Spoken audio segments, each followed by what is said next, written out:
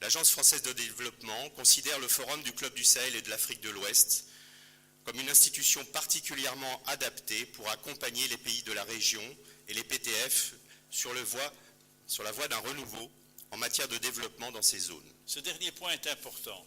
Il nous rappelle que l'élevage pastoral est le fait de sociétés millénaires où l'autorité politique repose sur la gestion du rapport et de la distance entre les hommes plutôt que sur le contrôle d'un territoire bien circonscrit. L'espace politique, social, économique y est perpétuellement mouvant. La notion de limite est par conséquent étrangère aux sociétés saharo-sahéliennes dont l'histoire, la culture et l'existence sont intrinsèquement fondées sur la fluidité et la mobilité. Monsieur le Premier ministre, Mesdames, Messieurs, nous sommes réunis ici pour travailler autour d'une hypothèse qui pour moi est une conviction. L'élevage pastoral est seul à même d'entretenir durablement la trame d'équilibre du Sahel et du Sahara. Et nous ne devons jamais perdre de vue que le Sahel et le Sahara sont des entités interconnectées et en relation constante. L'élevage pastoral n'est pas un problème. Il est au contraire une solution sans alternative, une solution contre le délitement de l'espace, une solution sociale, une solution économique, une solution aussi environnementale. Il est l'une des solutions structurelles du problème saharo-sahélien tel qu'il se pose aujourd'hui. Et parce qu'elle est de nature structurelle, cette solution est aussi valable pour les problèmes qui ne manqueront pas de se présenter dans l'avenir. Il s'agit donc d'assurer la permanence de l'élevage pastoral, sans pour autant percevoir cet objectif comme une simple volonté de préserver un mode de vie qui n'aurait plus vraiment de raison d'être.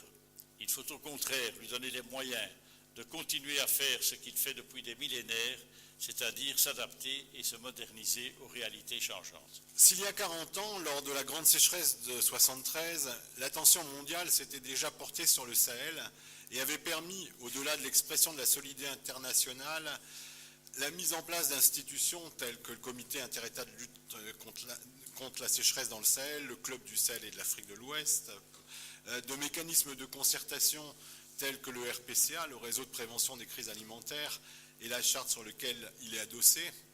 Il serait cependant abusif de faire un parallèle entre la crise de 2012 et celle de 2013 et d'imaginer que la crise de 2012 traduise l'échec des initiatives menées depuis 40 ans.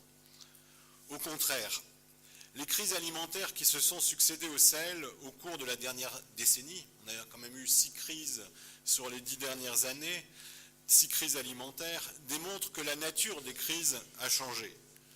Les mécanismes de prévention et de réponse aux crises alimentaires ont fait que les différents chocs, les sécheresses, les inondations, la flambée des prix comme en 2008, même des crises de surproduction, les crises politiques, les afflux de réfugiés, de déplacés, ont pu être atténués et ne se sont pas transformés en famine généralisée comme en 1973 ou en 1984. Sur le plan alimentaire, dans les prochaines décennies, la région devra pouvoir nourrir durablement une population qui va doubler et devenir en majorité urbaine. Dans le même temps, les terres, les engrais chimiques, le pétrole se feront plus rares. Et les questions liées au droit d'utilisation foncière ne seront peut-être pas résolues, accentuant encore les conflits liés à l'utilisation des ressources naturelles. Si rien n'est fait, ces tendances conduiront à ce que les populations les plus pauvres soient en incapacité d'assurer leur subsistance et les pousseront aux extrémités et à la violence pour survivre. Conscient de ces défis qui se posent de façon aiguë au niveau des espaces sahélo-sahariens, mais également de façon plus globale à l'ensemble de la planète, l'Union européenne s'est engagée résolument dans une approche résilience. Ainsi, la Commission a adopté en octobre dernier une communication qui fait de la résilience, je cite, un objectif central de la politique de l'aide extérieure de l'UE.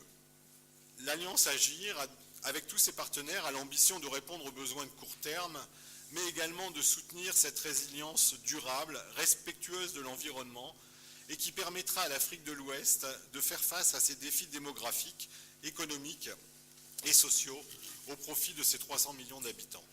Nous devons regarder en face nos systèmes de production et les engagements stratégiques à considérer. Sinon, la baisse de production, la pauvreté et la misère s'installeront, deviendront endémiques et ouvriront les portes à tous les effets collatéraux tels que le banditisme, la drogue, la contrebande et l'insécurité.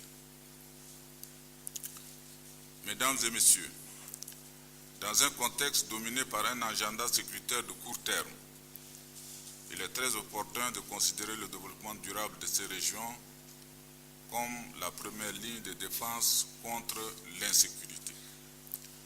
C'est la raison qui me conduit à suggérer d'inscrire l'élevage pastoral parmi les solutions durables aux problèmes d'insécurité dans le Sahel.